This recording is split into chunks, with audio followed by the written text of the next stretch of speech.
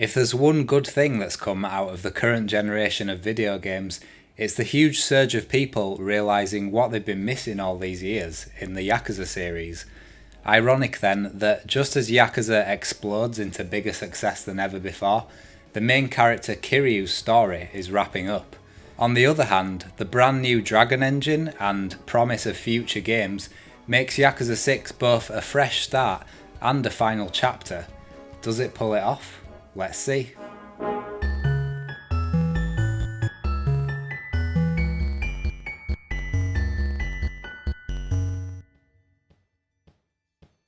So Yakuza 6's Dragon engine is the first upgrade since Yakuza 3 in 2009, and it features massively improved textures and lighting, and conveys the two explorable towns of Kamurocho and Onomichi gorgeously, with a moody atmosphere that injects more realism than previous games. The engine also boasts much improved physics.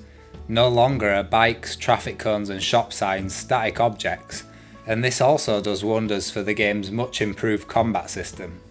Not only is the transition between exploration and combat now instant, with free rein to move around the city, or even kick an enemy through a shop window to continue the fight inside, with none of the previous loading screens, but the combat itself has a much more slick and fluid feel to it now.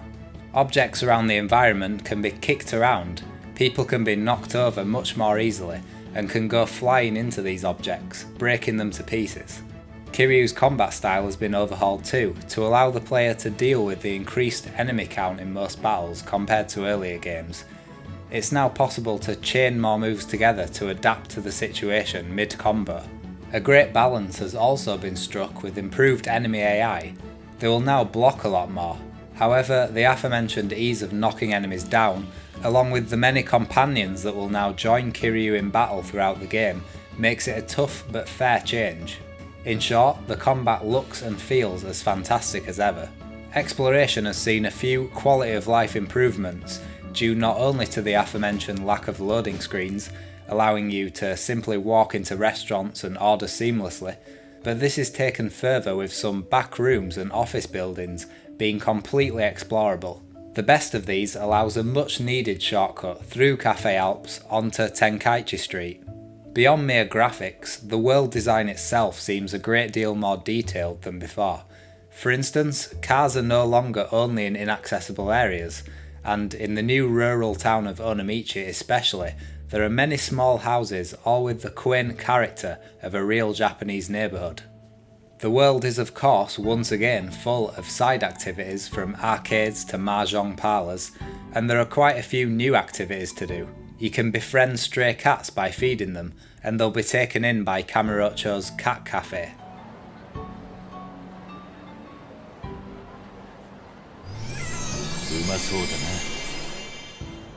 You can hit the internet cafe to chat to girls who love taking their clothes off for some reason, and how this didn't get censored in the West is beyond me. うまくできるかな。お手柔らかにお願いしますね。There's also a baseball manager type minigame, which is an interesting inclusion despite me having no clue how the hell it works or what's going on. The biggest side activity is another new addition which sees Kiryu getting wrapped up in a war between two street gangs, and it's a simple yet fun real-time strategy where you pit waves of units against a defending force. Each unit sent out is effective against a specific type, like grenadiers against heavies, heavies against fighters, etc. But perhaps the real fun comes in recruiting and levelling up hero units, which can make use of powerful special attacks when deployed in a fight. It's a bit of a shame this system didn't play a more integral part in the main story, like the real estate business did in Yakuza 0, but nonetheless a welcome addition to the game and an interesting take on RTS.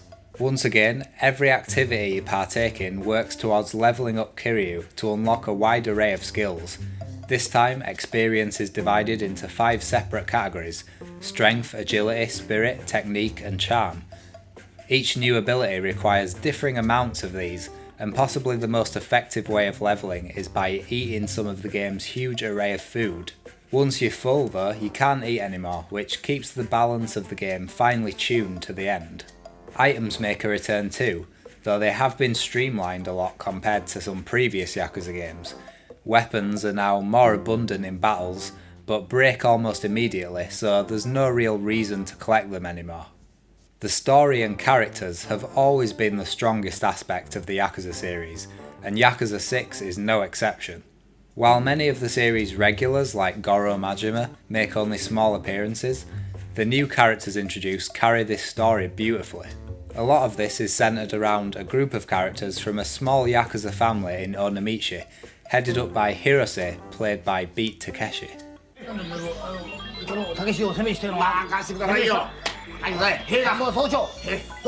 At first hostile to Kiryu, the family gradually accept him, and this arc not only plays out naturally, but is full of heartwarming moments, as well as the series' staple humour. Without going into spoilers, all I can say is that this intense and satisfying finale to Kiryu's story is another triumph in video game storytelling, and puts most other video games to shame, especially Japanese ones. Ugh. With its depth and sheer volume of relatable, funny, and downright lovable characters. The Yakuza series has in the past pulled off the impossible by improving upon its previous game time and time again. This time, Yakuza 6 couldn't quite follow suit due to the ambitiousness of Yakuza 5 with its 5 playable characters across 5 different cities. But Yakuza 6 is still one of the best games in the series, and sports a massive amount of improvements that could carry the series well into the future. Thank you very much for watching, hope you enjoyed, and I'll see you on the next video.